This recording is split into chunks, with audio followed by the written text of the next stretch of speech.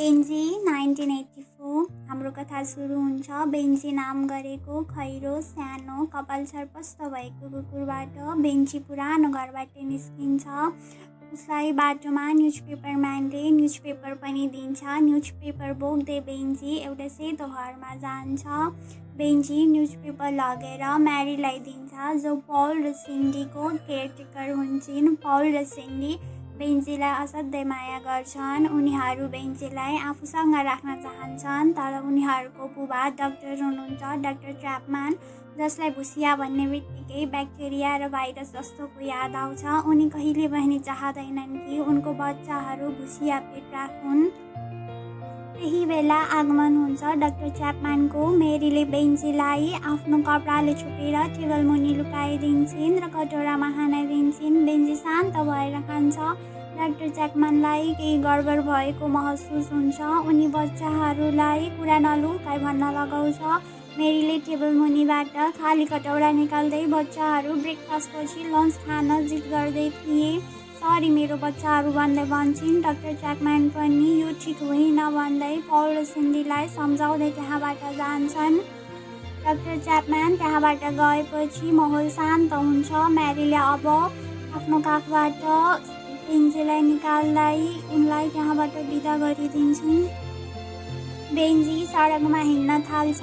उसले एउटा सेतो बिरालोलाई देख्छ र झाडीबाट निस्केर बिरालोलाई तर्साउँछ। बिरालोको मालकिन एउटा बुढी महिला हुन्छन्। उनले बेन्जीलाई आफ्नो बिरालोलाई तर्साएको भन्दै जङ्गली कुकुर भन्दै गाली गर्न थाल्छिन्। बेन्जी भाग्दै पार्कमा पुग्छ। त्यहाँ बेन्जी पुलिसम्यानसँग भेट्छ।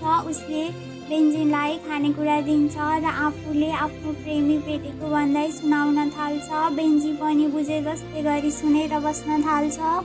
पुलिसम्यान तिमी कतिको समझदार छौ है त भन्दै यता फर्क्यौ त भन्न थाल्छ। बेन्जी पनि भुइँमा यताउता फर्कन थाल्छ। पुलिसम्यान भन्छ तिमीले यति जानेपछि तिमीले नि प्रेमी पाइहाल्छौ नि भन्छ। बेन्जी अब त्यहाँबाट नि बिदा भएर एउटा रेस्टुरेन्ट अगाडि सुतेर बसेको बुढो व्यक्तिलाई उठाउँछ। बुढो व्यक्ति उठ्दै ओ बेन्जी तिमी आएछौ, आज त धेरै सुती छु म, तिमीले गर्दा किन ढिलो गरेको भनेर सोध्छ। बेन्जी सुनेर बस्छ। बुढो व्यक्तिले आफूले फेरि रेस्टुरेन्ट बन्द गर्न लागेको कुरा बताउँछ। बेन्जी कराउँछ र शान्त भएर बस्छ। त्यो बुढो व्यक्तिले बेन्जीलाई मासु दिन्छ र बेन्जी तोलेर आफू बस्ने ठाउँमा जान्छ। यसरी नै बेन्जीको जिन्दगी बित्दै थियो। एक दिन बेन्जी आफू जस्तै सेतो रङको कुकुर देख्छ। उसलाई त्यही बेला उसँग प्रेम हुन्छ। उसले पुलिसम्यानले सिकाए झै गरेर इम्प्रेस गर्न थाल्छ, तर हुँदैन। अब उसले बुढो व्यक्तिले दिएको मासु देखाउँछ र सेतो पिल्लाको अगाडि लगेर राखिदिन्छ। सेतो पिल्ला के गरेको बेन्जीले केही बुझ्दिनन्, तर खाना देखेपछि दौडिँदै आउँछिन्। अब बेन्जी सेतो पिल्लालाई नि आफूसँग घर लिएर जान्छ। अब बेन्जीको जीवनमा पनि एउटा साथी थियो। बेन्जीले सधैँ गर्ने काममा अब उसले सेतो पिल्लालाई नि लिएर जान्छ। म्यारीले सेतो पिल्लालाई नाम पनि त्यसरी राखिदिन्छन् र उनीहरूको लागि खुसी जीवनको अपेक्षा गर्छिन्। एक दिन बेन्जीको घरमा केही नयाँ व्यक्ति आउँछन्। उनीहरू आफै कुरा गर्दै राम्रो अक्षरमा लेख्न लगाइरहेको हुन्छ। त्यो व्यक्तिहरूले केही लेखेर फेकेका थिए। भोलिपल्ट त्यही व्यक्तिहरू केही केटाकेटीहरूलाई अपहरण गरेर ल्याउँछन्। केटाकेटी पल र सिन्डी हुन्छन्। पल र सिन्डी निकै डराएका हुन्छन्। उनीहरू त्यो व्यक्तिहरूलाई आफूहरूलाई छोड्न लगाउँछन्, तर ती व्यक्तिहरू हल्ला नगरी बस्न भन्छन्। यो सबै दृश्य बेन्जी र टिफिनी टेबल मुनि लुकेर हेरिराखेका थिए। ती व्यक्ति मध्ये एकजनाले गन निकाल्छ। यो देखेर त बेन्जीलाई खतराको महसुस हुन्छ। अब बेन्जी टिफिनीलाई त्यहीँ छाडेर कसैले थाहा नपाउने गरी त्यहाँबाट निस्किएर डाक्टर च्यापम्यानको घर पुग्छ। उसले डाक्टर च्यापम्यानको घर अगाडि धेरै बेर कराउँछ, तर कोही आउँदैनन्।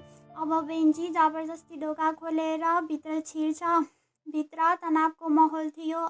सबैजना पल र सिन्डीको बारे तनावमा थिए। अपहरण गर्ने व्यक्तिले डाक्टर च्यापम्यानसँग पैसा मागेका हुन्छन्। भएको कागज बेन्जीले नि देख्छ र त्यो समातेर दौडिन थाल्छ, तर उसलाई बाटोमा छोप्छन् र जङ्गली कुकुर भन्दै गाली गर्छन्, तर बेन्जीको इसारा भने कसैले बुझ्दैनन्। अब बेन्जी पुलिसम्यानलाई सधैँ भेट्ने ठाउँमा जान्छ। ऊ पुलिसम्यानलाई कुरेर बस्छ, तर पुलिसम्यान आउँदैनन्। बेन्जी रेस्टुरेन्ट नि पुग्छ बुढो व्यक्ति खोज्न, तर बुढो व्यक्ति पनि रेस्टुरेन्ट बन्द गरी गइसकेको हुन्छ। बेन्जी पुलिसम्यानलाई पुलिस स्टेसन पनि खोज्न जान्छ। ऊ जबरजस्ती भित्र छिर्छ, यताउति हेर्छ, तर पुलिसम्यानलाई भेट्दैन।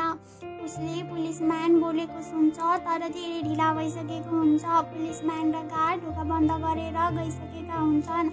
अब त बेन्जी पनि झनै भित्र थुनिएको हुन्छ। बेन्जी कराउन थाल्छ, त्यही बेला बेन्जीको खुट्टाले झुकिएर माइक अन हुन्छ।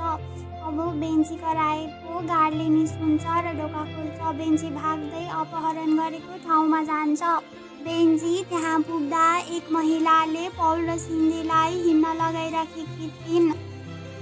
बेन्जी केही सोध्छ र ती व्यक्तिहरूको नजिक बोका पारेर फेकेको कागज टिप्ने विचार गर्छ, तर यो काम भने जस्तो सजिलो चाहिँ थिएन।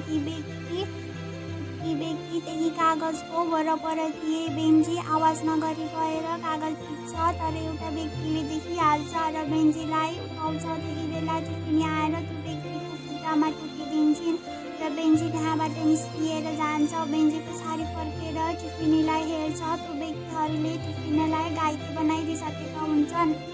पौल र सिन्डी पनि बेन्जीलाई देखेर बेन्जी भन्दै चिच्याउन थाल्छन्। अब त्यो व्यक्तिहरूलाई पनि बेन्जी बच्चाहरूको पिल्ला हो भनेर थाहा पाइसकेका छन्।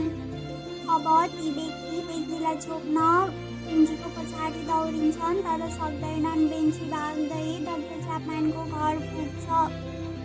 सबैजना बेन्जीको मुखमा कागज देखेर अलपत्र पर्छन्, तर अपहरण गर्ने मध्ये एक महिला आएर यो मेरो कागज भन्दै ब्यागमा राख्न थाल्छिन्। बेन्जीको प्लान पनि असफल भएको जस्तो देखिन्छ। बेन्जी म्यारीको हातबाट जबरजस्ती छुटेर त्यो महिलाको ब्यागबाट कागज निकाल्छ, तर फेरि मेरीले समात्छिन्। बेन्जीलाई कागज मेरीको हातमा हुन्छ। उनी अलमल्ल पर्छिन् र डाक्टर च्यापम्यानलाई बोलाउँछिन्। डाक्टर च्यापम्यान पनि ओरिजिनल पेपर आफूसँग भएको दाबी गर्छन्। अब उनीहरूलाई त्यो महिलामाथि शङ्का लाग्छ। अब सबैजना बेन्जीको पछाडि दौडिन थाल्छन्। राति हुन्छ। आखिर त अपहरण गर्ने व्यक्तिहरूलाई पक्राउ पर्छन्। डाक्टर च्यापम्यान पनि बेन्जी र टिफिनीको यो व्यवहारले गर्दा इम्प्रेस हुन्छन् र एड्याप्ट गर्ने तयार हुन्छन्। यो मुभीको अन्त्य यही भएको छैन। बेन्जी द हन्टेड यसको पार्ट 2 पनि छ, जहाँ बेन्जीले बच्चाहरूलाई बचाए जस्तै गरी घना जङ्गलमा बेन्जीले चितुवाको छाउरोलाई नि बचाएको छ, जुन अझ मजेदार र इन्ट्रेस्टिङ छ। यदि हजुरहरूलाई त्यो पार्ट पनि हेर्नु छ भने कमेन्टमा पार्ट 2 लेख्नु होला र यस्तै भिडियो हेर्नलाई मेरो च्यानललाई सब्सक्राइब पनि गरिदिनु होला। Thank you.